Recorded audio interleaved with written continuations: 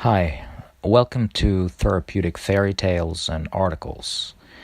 Today I'm going to share with you my new fairy tale called Hooked, a story about fishing in the swimming pool. The swimming pool was teeming with people. Bright luminescent bikinis, squealing children, laughing dads, chattering moms, all jumbled up together in a thick soup of incessant movement, stirring, whirling, mixing, blending. On one side of the pool there was a man, sitting by the edge of the water with a long pole, fishing. His face was hidden in a thick beard. He seemed totally detached from what was going on around, watching intently the red bobber on the undulating surface of the pool. A guard hastily jumped down from his tower and ran towards the man. "Sir," he said with an air of utter amazement, "what are you doing? This is a swimming pool." The man didn't budge. "So what?" "This is not allowed. This is, he stumbled. "You've got hooks out there. People can get hurt." "Yeah," chuckled the man. "What did you think? Good things come to those who bait. Just look at this beautiful bait." The guard looked down and gasped. It was exactly what he wanted. Right now. If only he could get it, he would be so happy. It would make him feel so good. Suddenly he felt a familiar gnawing inside, urging him to have it right now, no matter what. Staring at the bait with his mouth wide open, he felt an ache and a craving in his heart, slowly rising in intensity, pushing him on. The fisherman seemed to know his mind. "I know how you feel," he said serenely. "Of course I can walk away now if you wish. You will climb back to your tower and continue feeling miserable. I know what you've been seeking all these years, and I know what you want. Just look at it." The guard didn't need any more persuasion. He threw himself into the water, making a huge splash. The next moment he swallowed the bait and immediately turned into a little fish-like creature. The bobber went under. The fisherman yanked the line and pulled out his catch. "Gotcha," he said, taking him off the hook and casting into a big wide net. Another fisherman walked out of the restroom. He lazily approached the bearded one and asked, "How's it going this morning?" "Biting like crazy," answered the bearded man in a matter-of-fact voice. "What did you use for a bait this time?" Praise. He was so hungry for it. He needed to feel great about himself. He's constantly looking to hook up with someone who would tell him how great he is. When he doesn't get praise, he feels like dirt. The second fisherman chuckled. "I wonder why they keep coming back for the bait," he mused. "Don't they know there's a hook there?" "They do. Each one knows he's going to get hooked. But they still..." The bearded one gave a cunning grin. "You know, every itch needs a scratch. They will never take the bait unless it helps them to get numb." "Numb?" "To stop feeling, to stop aching, to stop this gnawing sensation on the inside. It's best to fish for them when they're super hungry, when this gnawing is at its worst. You have to know when this moment comes." "How do you know when this moment comes?" The bearded one smiled. "That's the point. When this moment comes, they will seek you out on their own. In fact, they only see you when they're ready. Otherwise, they're not even aware of your presence." As he finished saying these words, there was a lady swimming by. She had a vacant, meandering look in her eyes. Lifting up her head, she suddenly noticed the bearded gentleman and almost choked when she saw what he was baiting his hook with. "How did you..." She gulped and opened her mouth, unable to continue. But he just gave her a look of sincere understanding. Splash yank, and off you go. She was out of the water in a flash, with a hook in her mouth. "What was it this time?" asked the second fisherman. "Control. She needed to be in control all the time, not to be crushed by the feeling of her own unworthiness. She eats control for breakfast, because the moment she's not in control, it's too unbearable. She feels like nothing." In the next half an hour, a dozen more people were fished out of the water using all kinds of bait. Hooked with relationships, careers, education, achievements, children, cars, information, money, approval, sacrifice, devotion, they all lay totally enmeshed in a fluttering and trepidating net. "How about this one?" asked the second fisherman, and pointed to a young woman wading through the shallow side of the pool, making a lot of waves. The bearded one looked at her very intently and said, "Drama. She's the drama queen. She feeds on other people's emotions. When there's no drama in her life, she's suffocating. She feels powerless. To feel powerful, she must send someone else on an emotional roller coaster. When she doesn't make waves, she feels devastated, empty, unhappy. That's how she gets her high. When she's able to rock the boat of other people's lives, she thinks she amounts to something. She's constantly looking out for those who would respond to her superpowers. So I will hook her up with her own child."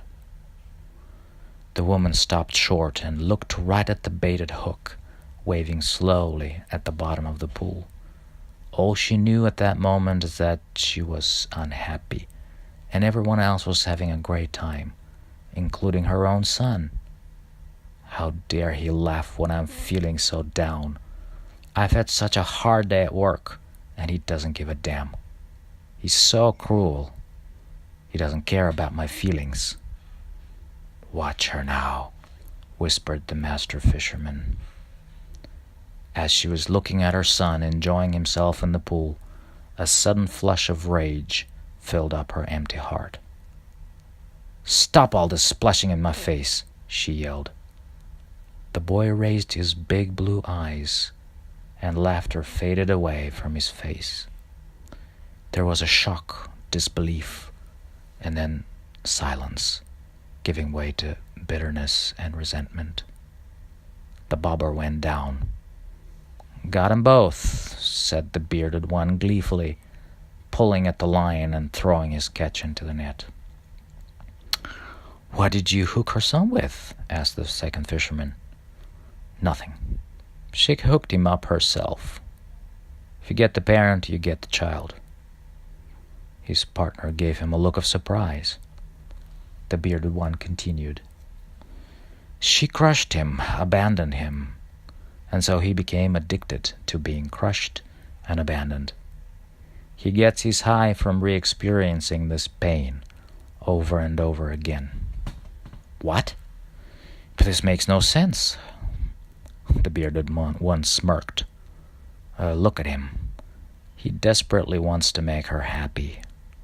When he feels he can't, he's devastated. So he seeks her out to abandon him again and again, because the moment he is abandoned, he believes he can win her back. He just needs to be perfect. Of course he fails, but that's the only way he can feel safe, by putting all his effort into making her happy. The more she abandons him, the more urge he feels to save her and get back her love. He is hooked up on her negativity for the sake of his own safety. The second fisherman shook his head, puzzled and impressed. "Is there anyone you cannot catch?" The bearded one paused and answered gravely. "Every itch needs a scratch, and they're all itchy. They all have some unbearable feeling on the inside, which they need to numb out. As long as that feeling is there, they're mine. They're all hooked." The next moment, the bearded gentleman looked up and almost choked. His eyes widened, his mouth dropped open. He looked as if he was totally hooked on something or someone. "What? What is it?" asked the second fisherman. The master fisherman looked dazed. "I've been waiting for this for many years," he finally muttered in a faltering voice, wiping the sweat off his forehead. "Look, here's the one I've always wanted to catch. But he has never taken my bait." The second fisherman looked at the pool. By that time it was empty, except for one little boy who was swimming right towards them. The bearded one trembled. "I can't let him go. This is the catch. If only I catch him." The boy slowly approached the baited hook, looked the bearded man right in the eye, and then swallowed the bait. "Aha!" squealed the fisherman in delight and prepared to yank his pole. But something made him stop. Suddenly he felt a gnawing feeling rising in his heart. There was an incredible ache and an irresistible craving urging him on.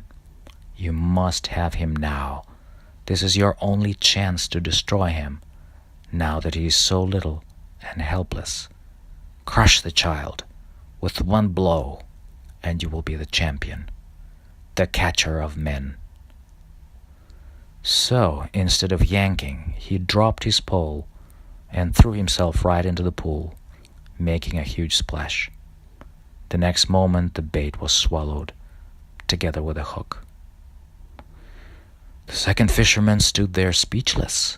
He couldn't believe his eyes. "Hooked! The catcher of men is hooked," he said finally. "What happened?" "He was hooked long ago, the moment he decided to take my place," said a calm voice beside him.